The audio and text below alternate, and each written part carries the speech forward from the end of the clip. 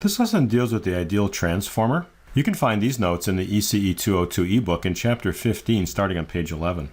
As we've seen in our previous lessons, a transformer is an electrical device that utilizes mutual inductance coupling between two coils. Here's some sketches of transformers. The first one's called an iron core transformer. You might find this in a power supply or perhaps even an output stage of an audio amplifier. This is a toroid transformer. Looks like a donut. You might find these in a switch mode power supply. And lastly, a power line transformer. You may have seen these on poles. They look almost like a garbage can with wires coming in and wires going out. And what this is doing is stepping the voltage down from the power company to your service feed. In designing transformers, we try to maximize the coupling between the two windings and try to minimize the power loss in the windings. We'll define an ideal transformer as one that has perfect coupling and has no power loss. Let's go back to the magnetic flux equations we had on pages 3 and 4. Recall, we had that the flux associated with coil 1 was proportional to the number of turns in coil 1 and the current flowing through it. And K1 was a proportionality factor. Magnetic flux associated with coil 2 was related to the number of turns in coil 2 and the current flowing through it, and again a scale factor.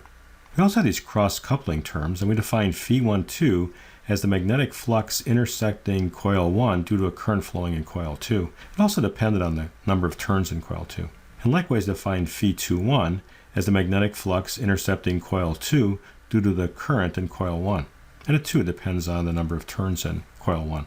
Now, if all of the magnetic flux that's created here couples over to the other coil, we say we have perfect coupling. In other words, this term here would have to equal this term here.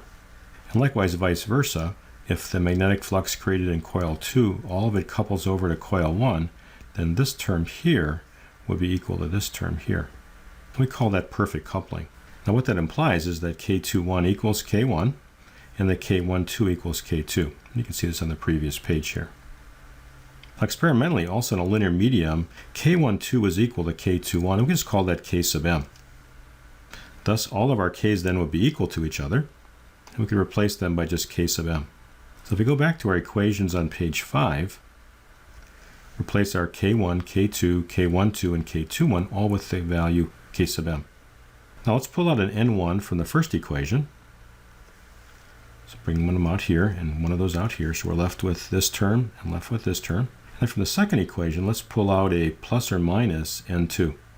So out of this term, pull that out and I'm left with Km times N1. And then out of here, pull out a plus or minus. So when I pull out the plus, I still have a plus, N2, and I'm left with 1 power of N2. And then when I pull out a minus from here, I have to put a minus sign back here. In other words, when I multiply this out, these minus signs would cancel and give me a plus sign. Now if we take these two equations and divide them, this term here is the same as this term, and they cancel. And we get that the ratio of V2 to V1 is equal to plus or minus N2 divided by N1. We could just define this then as plus or minus N. We'll call N the turns ratio. And that's the number of turns in coil 2 divided by the number of turns in coil 1. Let's next calculate the power absorbed by the transformer. You can see this with the schematic below here. We define V1 and I1 as coming in to the dot in V2 and I2.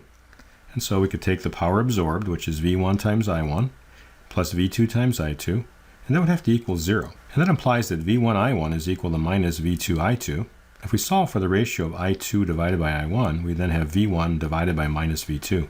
But that's the reciprocal of the relationship we just had on the previous page, which would be 1 over n with a plus and minus sign. So with a minus sign here, the minus multiplies the plus, becomes a negative, and then a positive for this one. So the ratio of I2 to I1 is equal to 1 over n, but if we take the plus sign for our voltage ratio, we'll take the minus sign for our current ratio.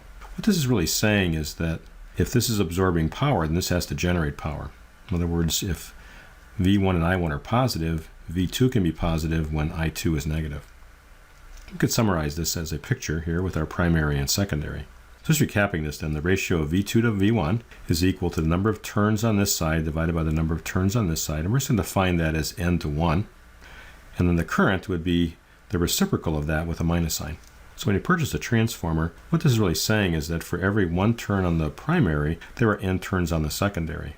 Now n can be a number greater than 1 or actually less than 1. If n is greater than 1, we're stepping up the voltage and stepping down the current, or vice versa. Because the transformer changes the voltage and current levels in a circuit, it effectively changes the load resistance. Let's see if we can calculate what the effect would be. In other words, if you put a load here, call it R sub L, what's the ratio of V1 to I1? Let's use our equations. Again, we're just going to label this as a n to 1 transformer. So for every n turns here, there's 1 turn here. So from our transformer equations, the voltage V2 is equal to n times V1 because we've defined the plus sign on V2 and the plus sign on V1 by the dot. Then likewise, the current I2 is minus 1 over n times I1. Now from our circuit, we have that the ratio of V2 to this current is equal to R sub L, but that would be minus I2. So the ratio of V2 to I2, as we defined here, is minus R sub L. Go back to these first two equations and just take their ratio.